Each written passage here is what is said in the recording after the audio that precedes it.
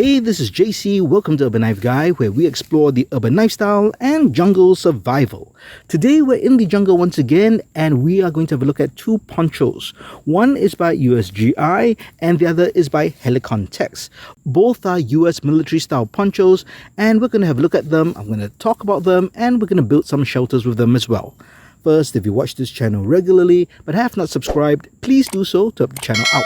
And if you'd like to support the channel even more, do check out my shop links in the pinned comment or description below. You can even join as a channel member. Thanks a lot.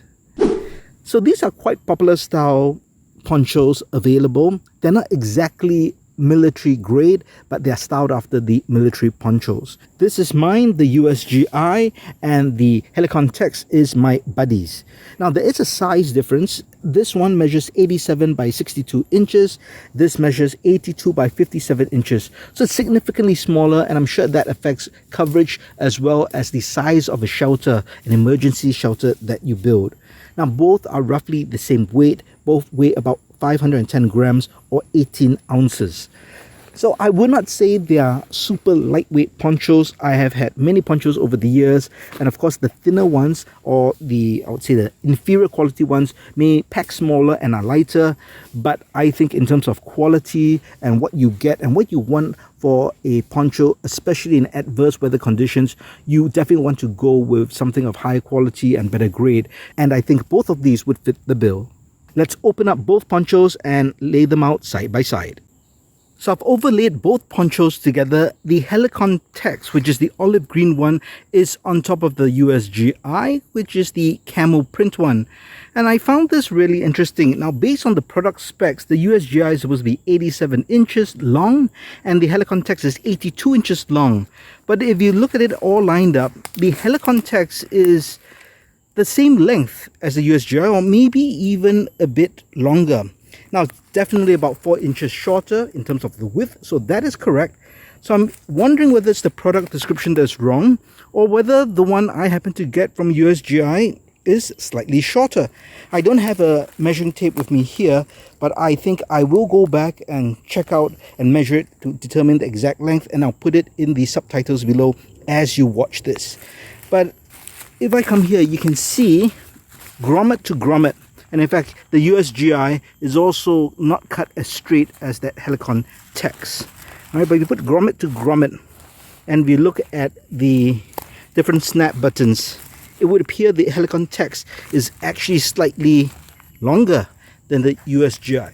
So that's pretty surprising. All right, so that aside, let's talk about the material. Now, I should mention, now both of these companies are overseas companies in the sense that Helikon Tex is based in Poland and USGI is based in the US. However, both of these ponchos are made in China. So that's important to note. Now, both are 100% polyester, ripstop, and just by feeling the quality, I would say it's very similar. Now, I should also mention that both also come in a variety of different colors and patterns, so you can choose the one that you want. Now, originally or typically I would choose coyote tan, but then I just felt it just looked too bland, and I don't really have any camo capabilities in my kit. So I thought it would make sense to at least have one item which has some camo ability in the event, for whatever reason, I need to be stealth. Probably run from the wife, hide in the jungle, cover myself, she'll never find me under this thing. So, patterns aside, quality, fine. In terms of the grommets, similar. Maybe the USGI is slightly thicker, but I would say that if you just look at that, this is closer to the edge, but this has got a thicker seam, and even the thread used, I think, is thicker, which is maybe better. Both have that double stitching in terms of the seam, which is good. And then we come here to the snap fasteners. Again, both quality about the same. So I think if you talk about the quality, you know, very close in terms of the material used and the fit and finish. Let's go over to the poncho hood itself. So here we have just a drawstring, and there is a spring. No, this is not spring. This is just kind of a friction press just to hold that in place. And you do have a hood, and we'll try it on later just to see the coverage. Let's have a look at the USGI. Very similar setup as well, with that cord and a similar fastener. So lots of similarities. You know, I've tried on this one, I've used it before. Coverage is great. I like that there was a bit of a peak over the head, so that worked well. Now underneath the USGI, there is a waistband that you can use to tie the poncho to your waist, and the same thing is found on the Helikon Tex as well. So nice little feature. This is just so that when you put it on, you make sure that the poncho doesn't flap around in very windy conditions. So in terms of the number of grommets, that's the good thing about following the military specs.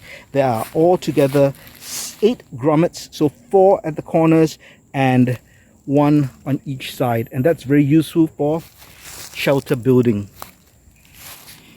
So overall, I think in terms of the feel, the finish, both of them are very similar. So maybe it might be down to the final size, as I'm going to determine, or the coverage when you actually wear it and when building shelters. So let's try wearing it and see what sort of coverage we can get. Here's my buddy. He's wearing the Helikon Tex poncho. For reference, he's just under 6 foot tall, so about 178 centimeters tall. So pretty tall for an Asian. He's also wearing a day pack. It's a 20-liter day pack, but it's probably about half to 3/4 filled. Now with this poncho, you can see that it basically goes down to just past his kneecap level. So not a lot of coverage for someone this height. Everything is buttoned up. That's good. There's a lot of protection from the rain. In terms of the hood, there's a lot of coverage as well from the sides and a bit from the front. So that's all good. Now if you see, if he raises his hand up, of course that's going to pull the poncho up, and you can see that it pulls it up above knee height. So think about that. If you're really tall in terms of the coverage, when he lowers his hand down, of course it drops down slightly, but that's something to think about if you think about coverage if using this in heavy rain. Here he is now wearing the USGI. In terms of coverage, it's about the same, also about that knee height level. And if he raises his hand, of course, it's going to pull it up again, so quite exposed. So something to note when he's at that height. Okay, he'll lower his hand as it goes down. One difference would be the hood. So this hood offers more coverage. So it's more covered by the sides and definitely from the front that drops down. So this can be good in terms of coverage, but it also can reduce visibility. So it depends what you want. If you want to stalk someone to be a mass killer in the jungle, then definitely this would be the one you choose. But in terms of coverage for the feet, again, you're going to get the same coverage as the Helikon Tex. And here we have a plow point shelter built with the USGI poncho. Now, when it comes to the jungle environment for an emergency shelter, I think the plow point is probably the best for a small tarp like a poncho. Now, in the jungle environment, because it's so hot, you do not need to protect yourself from the cold weather. What you do want to is get out of the rain if needed. So something like this will provide you coverage as much as you can, because you can sit cross-legged inside, get your gear with you, and obviously you choose the opening to be against the wind, so you do not want wind blowing in rain if possible. It is still open, so you might still get wet, but it is better than, let's say, in my opinion, a lean-to. You could build an A-frame as well, but if you really wanted to get dry, it would need to be a low A-frame, like a bar shaft, but then you can be very close to the ground. If it gets muddy, you're going to get muddy and dirty. So personally, I prefer this approach. And if it's not, you know, raining that heavily, you still want wind to come in, and that's what the opening would do. So you notice one corner is tied off to a fixed point, in this case the tree, and then you take the bottom corner, tie that off and stake it, or rather stake it to the ground, and then take the other 2 corners and stake it to the ground just like that. And that's how you get that shape. And then if you want more headroom, you can tie the poncho head. Make sure the poncho hood is facing down, right? Twist it. So what we've done is twist it. We've tied it off. We've just done a half hitch with a toggle, and then you can do a taut line over here. So taut line allows you to adjust the line so that you can pull it and get more headroom, and that creates also a bit more tension so that water can come off. So this is the USGI emergency shelter plow point. I think the size is actually pretty good. It's slightly bigger than I expected, so that's pretty good for a poncho of this size. Now let's move on to the Helikon Tex shelter. So here we have the plow point built using the Helikon Tex poncho. Now the first thing you notice is it's not as proportionate. In fact, it is a bit odd shaped, and you can see it especially from this. And this is due to the fact it's not a square, it's a rectangle, but because the dimensions or aspect ratio is different from the USGI, the shape is a bit odd as well. You'd see that it doesn't seem as symmetrical, because it's not, and as a result you might get an opening like that, but you could actually peg this down as well. So you would still get a plow point type shelter. It's just not as symmetrical as you'd expect. You do get the space you need as well. You still could cross leg sit inside, half crouch, or kind of curl up with your gear as well. But everything in terms of building it would be the same in terms of the points. Now, one thing that we discovered when building this, so the grommets are good quality, but note the holes are actually smaller than the USGI. So if you have the standard kind of 10 pegs like that, it doesn't fit in. So that's something to note. You would have to use the thinner 10 pegs or just carve out your own like we did. So that's something to note of. So that is one, I wouldn't say a limitation, but one feature of it in terms of the size that may affect you. Once again, we did do the guy line from the poncho hood, and that just goes all the way to a tree where we did a taut line with a quick release toggle, as you can see. Yes, quick release indeed. But there you have it. That is the plow point shelter with the Helikon Tex poncho. So here are my closing thoughts on both these ponchos. Let's talk about the price first. The USGI is about 40 US. This is about 53 US. You might get different prices depending where you buy it from. But the USGS is pretty much cheaper than this.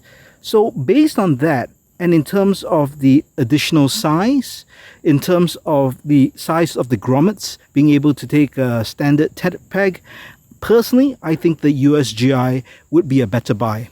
In terms of rain coverage and just being used as a poncho, both work equally as well. So I've tried this out in the rain and absolutely no problem. And being in this tropical jungle environment, even when it's rain, it's humid. So the only thing, it becomes really hot inside.